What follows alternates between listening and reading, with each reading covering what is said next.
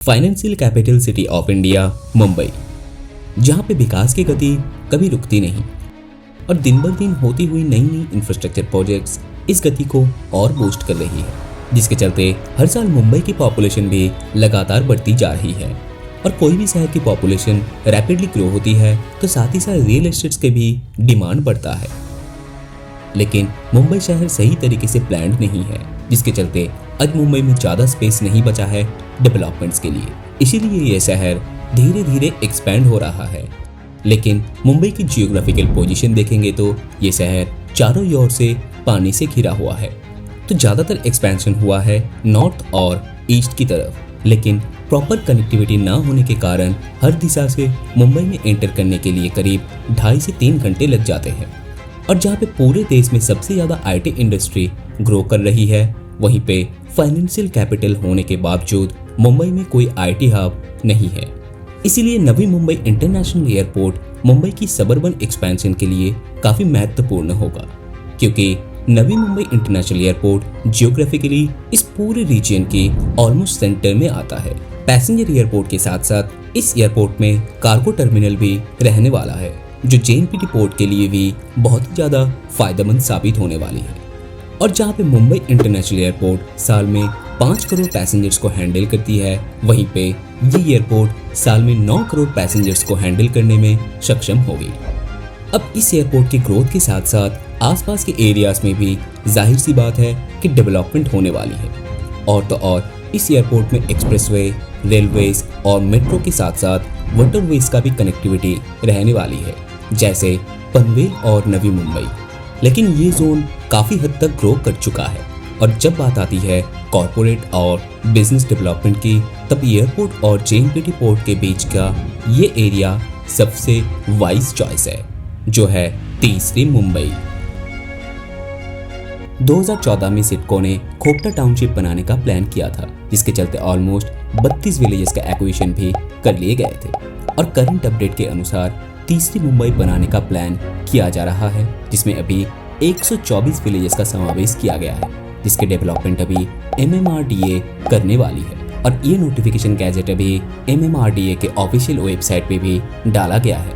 तो अब समझते हैं क्यों ये तीसरी मुंबई इस पूरे रीजन के लिए एक गेम चेंजर साबित होने वाली है। तीसरी मुंबई के लिए सबसे इम्पोर्टेंट एलिमेंट है इसकी कनेक्टिविटी, चाहे वो मेनलैंड मुंबई से हो या फिर आसपास के किसी भी रीजन से।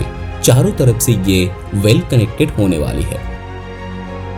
First is obviously Atal Setu, जो मुंबई से सिर्फ 15 से 20 मिनट की दूरी में है।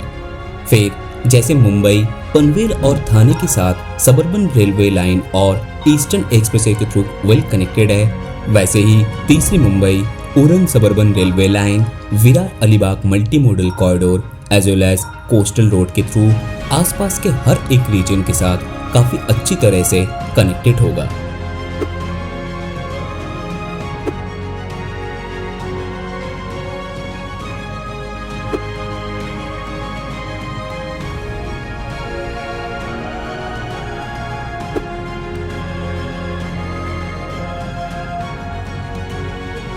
जहाँ पे तीसरी मुंबई आने के लिए चाहे आप मुंबई से आ रहे हो या फिर गुजरात से या नासिक, नागपुर या फिर पुणे से, इस मल्टी मॉडल कॉरिडोर के थ्रू आसानी से पहुंच जाएंगे।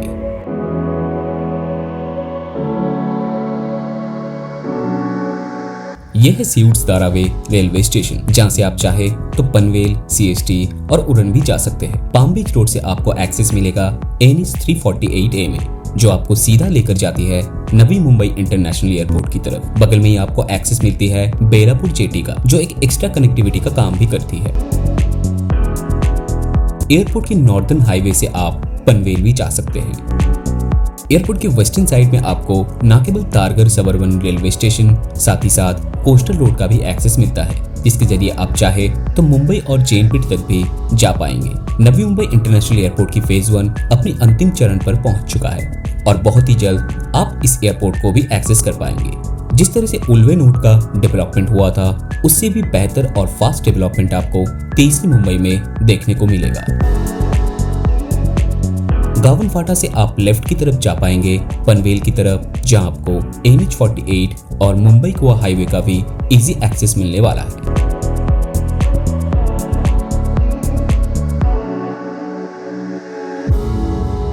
राइट में JNPT रोड के थ्रू आपको एक्सेस मिलेगा चिरले इंटरचेंज पे, जहां से अटल सेतु के थ्रू सिर्फ 15 से 16 मिनट पे आप मुंबई पहुंच जाएंगे। इन फ्यूचर इसी इंटरचेंज के जरिए आगे आप Virar Alibag multi modal corridor को भी एक्सेस कर पाएंगे, जिसके जरिए आप पूरे मुंबई, नवी मुंबई और तीसरी मुंबई के किसी भी एरिया से आसानी से जुड़ सकते हैं।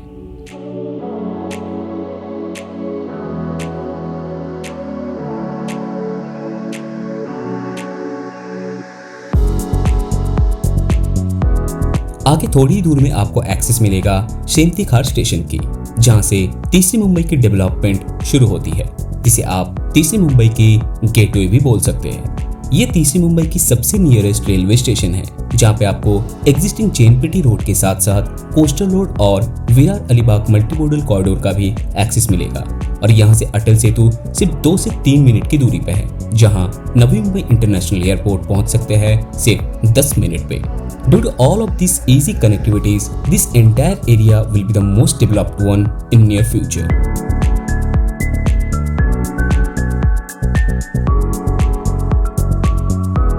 फिर आपको एक्सेस मिलेगा JNPT चौक हाईवे की, जो तीसरी मुंबई की बीचों बीच गुजरा है, और आगे ये हाईवे कनेक्ट होती है कराल जंक्शन में, जहां से आप पनवेल, JNPT या उरन किसी भी दिशा में जा पाएंगे।